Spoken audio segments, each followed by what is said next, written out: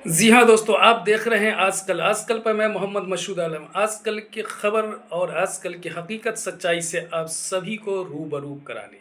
दोस्तों, तो आजकल आखिर हो क्या रहा है? तो आज हमारे देश के और ख़ासकर हमारे भाजपा के जो नेता हैं, उन्होंने जो चीफ जस्टिस ऑफ इंडिया, फिर यूँ कहें कि सुप्रीम कोर्ट के लेकर जो कंट्रोवर्शियल रिमार्क्स कर रहे हैं, वो एक सोचने वाला विषय है, एक समझने का विषय है और इस तरह के रिमार्क्स कई सवालात भी खड़े करते हैं।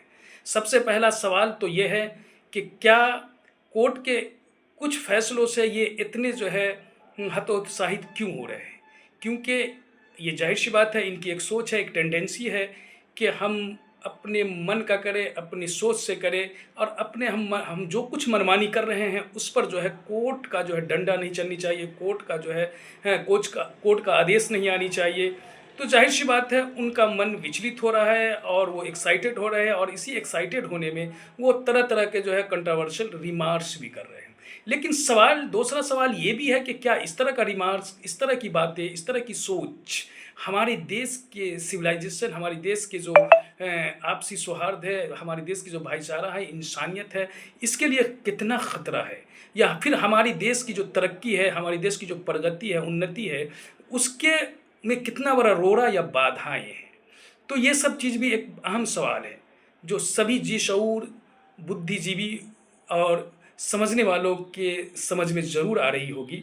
क्योंकि आज ये बात तो साबित हो रही है इस तरह का स्टेटमेंट, इस तरह के रिमार्क से कि भाजपा के ज़्यादातर नेता जो है वो अलगाव चरित्र है, अलगाववाद चरित्र है।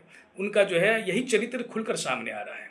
अगर अलगाववाद चरित्र है भी नहीं नहीं भी होते हैं, तो भाजपा का जो प्रिंसिपल सिद्धांत है, जो थ्योरी है, जो उद्देश्य और जो एम्बिशन है, उसमें उनको अलगाववाद चरित्र का अपने खुद को पैदा करना या उसका प्रदर्शन करना या उग्र टेंडेंसी या उन्माद या संकीर्णता का प्रदर्शन जब तक नहीं करेंगे, उसे लगता है कि हम अपनी पार्टी में पूरी तरह बने नहीं रहेंगे या पहचान नहीं बने रहे। लेकिन सबसे अहम सवाल जो है, वो ये है कि आखिर इस लोकतंत्र देश में फिर ऐसे सोच, ऐसे नज़रिए के वाले लोगों को जो है क्यों इतनी फ़ौक़ियत, क्यों इतनी अहमियत दी जा रही है? फिर उन्हें क्यों सत्ता में या फिर उसे रूलिंग में लाया जा रहा है? तो दोस्तों, कहा जाता है कि लोकतंत्र, डेमोक्रेसी उसी देश के लिए पूरी तरह मैच्योर पक होते हैं जहाँ के लोगों में पॉलिटिकल कॉन्शसनेस, राजनीतिक चेतना हो।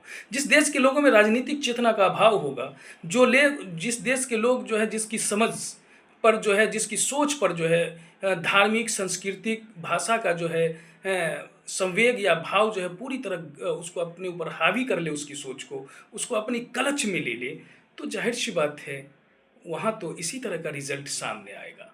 बहरकैफ़, क्योंकि ये हकीकत है, ये सच्चाई है। जब लोगों की सोच पर धार्मिक भावना, धार्मिक एहसास, धार्मिक फीलिंग हावी हो जाता है, उन्मादी सोच, फ़ैनेटिज़्म टेंडेंसी जब उसका रेस करने लगता है, तो ज़ाहिर-सी बात है, वो ये भूल जाता है कि हमारा जीवन का सही उद्देश्य, सही मकसद क्या है?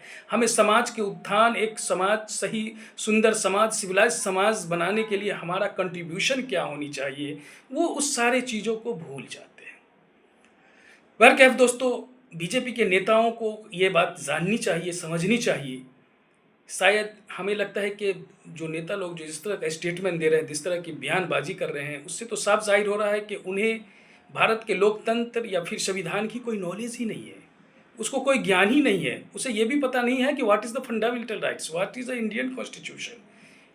तो यही सच है, यही हकीकत है। क्योंकि अगर उसे पता होता, तो वो चीफ जस्टिस ऑफ इंडिया या फिर सुप्रीम कोर्ट, उच्च कोर्ट या किसी कोर्ट के मुतालिक इस तरह का स्टेटमेंट, इस तरह की बयानबाज़ी नहीं करते।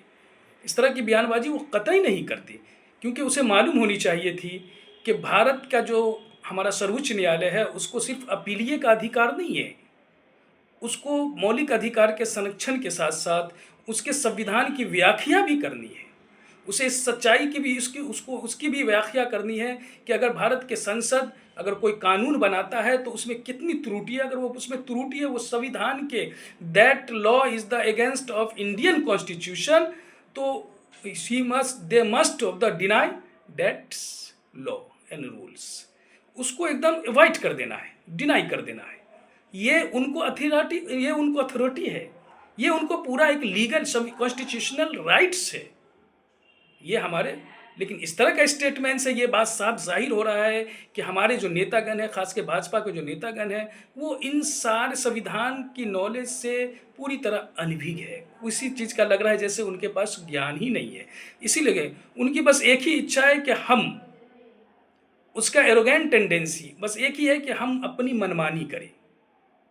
हम अपनी मनमानी करें, हम जो कुछ कर रहे हैं वो सही हैं? लेकिन वो ऐसा इसलिए बन रहा है कि ज़ाहिर-सी बात है, आज बुलडोज़र बाबा को लोग बड़ी लाइक करते हैं, बुलडोज़र बाबा के नाम पे लोगों के अंदर एक अजीब-सी खुशी आ जाती हैं? तो ज़ाहिर-सी बात है, ये चीज़ रेस तो करेगी ही, दूसरे में करेगी, तीसरे नेताओं में भी करेगी ही। जो कानून के साथ खुलेआम खिलवाड़ करे, अब भारत के सर्वोच्च न्यायालय को अगर किसी राज्य के मुख्यमंत्री को वार्निंग देना पड़ रहा है कि वो कानून के साथ खिलवाड़ न करे, कानून के दायरे में रह के बात करे, तो इट इज़ ए रिग्रेटेबल नहीं, it is a so much shameful matters. ये तो बहुत ही शर्म की बात है। लेकिन पता नहीं ऐसे नेताओं को शर्म कब आएगी, ऐसे नेताओं का एहसास कब जूगेगा। उसे लग रहा है कि हम जो कर रहे हैं वही सही है, उसे नहीं पता है कि हम किस तरह गलत राह रहे हैं, कौन से हम गलत राह रवि अपना रहे हैं, हम इंडियन कॉन्स्टिट्यूशन भारत के लॉ के किस तरह खिलाफ जा रहे हैं, हम अपनी मनमानी किस तरह कर रहे हैं।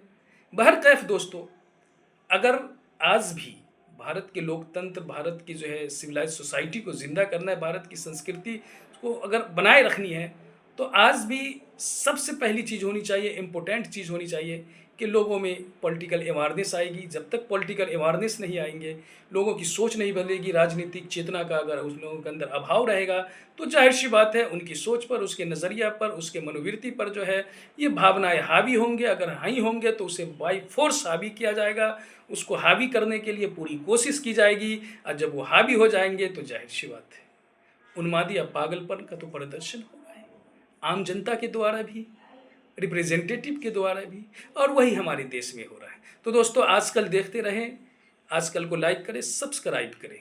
धन्यवाद।